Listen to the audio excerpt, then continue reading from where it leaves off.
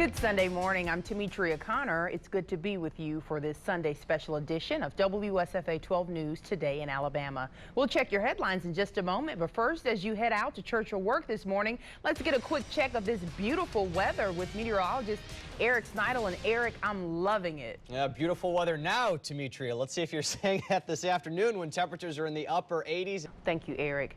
This morning, many Alabama college students are enjoying their last day of spring break, while their parents are hustling to find some money to pay for the remainder of their tuition. That's because Friday, the Alabama Supreme Court overturned a settlement with PACT, the state's prepaid tuition program. Now, Governor Bentley is speaking out about the court's decision. He says he's reviewing the court's 93-page opinion on this decision. Bentley says he worked closely with PACT parents in the past and will do it again. And we're going to continue to work just like I have for the last 3 years. We want to work with the parents. We want to work with the legislature in trying to find a solution because, you know, it's only fair to the people who went into it thinking that their children were going to be taken care of. So we're going to, you know, where we get the money, I don't know right now, but I'm certainly going to work with them like I have in the past.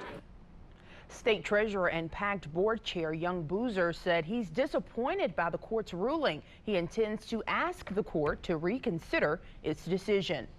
A 10.6% proration to the state's general fund could force state employees to lose their jobs. Jim Barton, chairman of the House Ways and Means General Fund Committee, says it will feel more like 20% because it's coming in the middle of the fiscal year. The state's economy is improving, but the governor says general fund revenues will take longer to catch up. The cost of tornado recovery and the poor performance of the Alabama Trust Fund are reasons why the general fund is $170 million in the hole.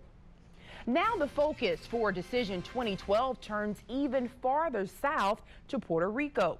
Republican presidential candidate Mitt Romney was there this weekend ahead of tomorrow's primary in Commonwealth. The visit comes days after rival candidate Rick Santorum stirred controversy with reported comments concerning whether the primary language in Puerto Rico should be English. Peter Alexander has more. On the Democratic side, President Barack Obama visited Atlanta, Georgia Friday for a reception and campaign fundraiser. After a private reception in Midtown, the president headed to Southwest Atlanta for another reception and fundraiser at the studios of movie producer Tyler Perry. Perry said he would never dreamed of seeing a presidential motorcade come through Southwest Atlanta. President Obama talked about his vision for change. That's why we passed it. That is why we passed it, because I care about folks who were going bankrupt because they were getting sick. And I care about children who have pre-existing conditions and their families couldn't get them any kind of insurance. And so now we've got reforms that will ensure that in this great country of ours, you won't have to mortgage your house just because you get sick.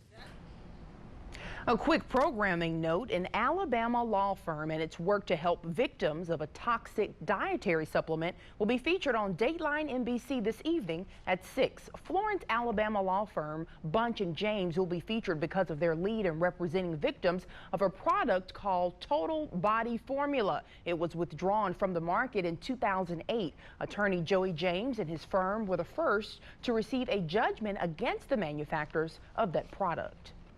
Another check of weather and much more is coming up. We'll have a recap of how you, along with your family and many across the globe, celebrated St. Patrick's Day. Plus, you can feel it in the air. The official start of spring is almost here. Meteorologist Eric Snidel will let you know just how warm it will get this week and his full forecast coming up right after this. It's just not normal. It's not, but it's good if you exercise. It's good if you exercise, if you like swimming, and if you don't like long pants like me. It's great. All right, well, thank you so much, Eric. And yesterday was a great day to get out in the sun and enjoy all the St. Patrick's Day festivities. More than 500,000 people gathered in Dublin, Ireland to watch the St. Patrick's Day Parade. About 3,000 people participated, including marching bands from Washington State and North Carolina. Dozens of other parades were held across the country as well. And in the Windy City, the Chicago River turned green for yesterday's celebration. Here's the history. In the 60s, a plumber noticed a dye used to detect leaks turned his white coveralls a green color. That's when someone got the idea to dye the river, and they've been turning the river Irish green ever since. That's pretty neat. And thousands of people came out Saturday morning to celebrate St. Patrick's Day in Georgia's oldest city. People decked out in green lined the streets of downtown Savannah for the 188th annual parade. Bagpipe players and bands walked the parade route as people watched from bleachers. And we wanted to see how you and your family celebrated in the river region. This picture comes from the My 12 section of WSFA.com. Libby Hester posted it for us. She titles it "The Cutest Leprechaun She's Ever Seen." And here's a picture of Jacqueline Felton Williams that she put on her Facebook page, and she didn't have to worry about getting pinched with her green shirt. And you can go to WSFA.com or WSFA's Facebook page and upload your family's pictures for St. Patrick's Day. Well, some local businesses are going green for St. Patrick's Day, but it's not the way you're thinking. We'll explain coming up next. Plus, can you blame them? Carver High is still celebrating their big state title. Now the city is rallying behind them as well. We'll tell you about the basketball team's big celebration coming up next as this Sunday special edition of Today in Alabama continues right after this. A few businesses here in Montgomery decided to go green just in time for St. Patrick's Day, but it may not be the green you're thinking. WSFA 12 News reporter Bethany Wells explains. The deli is already working with Dreamland, collecting its tea and coffee grind. Parker says he also wants to start working with local schools to put a similar system in place.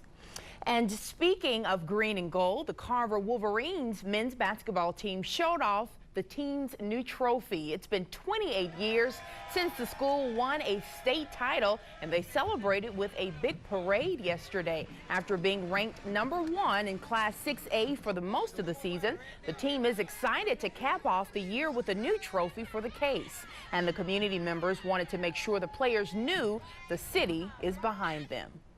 Just coming out to support them, man, and the community getting involved. That's what it's all about. We got to commend and show our kids that we really appreciate the job that they do when they do well.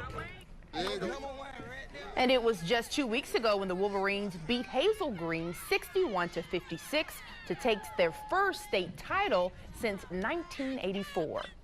Well, coming up after the break, sports is next. Very quickly, Eric, what can you tell us? It's going to be hot. Easy That's enough. The best way to sum it up. That's about as good as it's going to be. Record high is 87 degrees again Wow. Today. Well, thank you for being with us for this Sunday special edition of Today in Alabama. We will see you right back here at 5 and 10. Have a good day.